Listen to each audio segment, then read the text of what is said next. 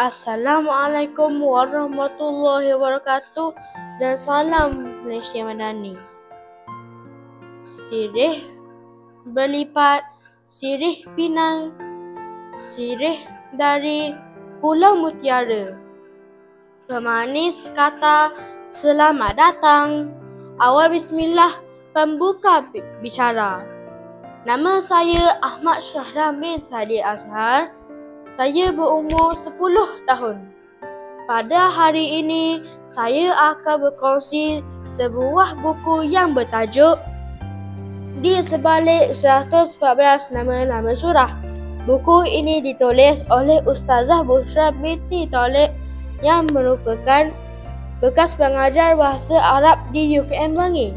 Buku ini diterbit oleh Pacu Resources Sdn Bhd pada Mei 2018. Masyarakat hanya membaca Al-Quran secara fizikal sahaja tanpa roh terlahir di dalam hati menyebabkan kemanisan iman tidak dapat dirasai oleh seseorang individu. Ini menyebabkan individu tersebut tidak terdorong mendalami ilmu Al-Quran. Walhal, Al-Quran adalah petunjuk yang benar untuk kehidupan harian. Apakah yang menarik tentang buku ini? Yang pertama, di dalam buku ini dinyatakan sebab dinamakan sesuatu surah dan nama surah dijelaskan dengan warna kuning. Jadi, kita boleh tahu maksud nama sesuatu surah dengan penjelasannya. Yang kedua, teks yang berwarna-warni dan saiz besar ini memudahkan pembacaan dan membantu kita untuk kekal fokus.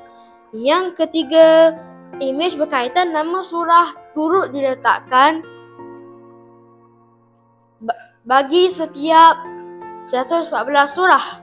Nak tahu cerita tentang surah Al-Baqarah? Jom saya bagi tahu.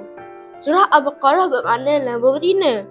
Ini kerana merujuk kepada sesuatu peristiwa penyembelihan lembu betina atas wahyu diturunkan Allah SWT kepada Nabi Musa AS. Wahyu tersebut diturunkan kepada Nabi Musa di mana Bani Israel bertengkar dan terbunuh bersama mereka. Ini kerana seorang lelaki yang mandul mati dan tidak diketahui siapa pembunuhnya. Lalu turun ayat 67 yang memerintahkan mereka untuk menyembelih lembu betina. Setelah disembelih, lalu bagian lembu itu dipukul ke atas mayat dan hiduplah mayat tersebut, serta menunjukkan ia siapakah pembunuhnya. Lalu ia mati semula. Maka si pembunuh tidak boleh mewarisi sedikitpun dari harta dari kekayaan lelaki tersebut. Ayat ini menunjukkan kekuasaan Allah untuk menghidupkan manusia yang sudah mati dan menunjukkan bahawa orang yang membunuh tak boleh mewarisi harta orang yang dibunuh. Seronok kawan-kawan buku ini.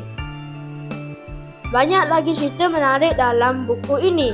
Di sebalik 114 nama surah mempunyai hikmah, segenggam ibrah dan banyak fakta-fakta menarik. Yang paling menarik sekali buku yang warna-warni ini hanyalah berharga RM50 saja. Akhir bicara, marilah kita sama-sama kembali mentadabbur ayat-ayat Al-Quran, memahami makna-makna indah di sebalik ayat Al-Quran secara mudah dan santai serta penuh ilmiah. Semoga kita semua dapat meraih syurga Allah SWT di akhirat kelak. Sekian, terima kasih.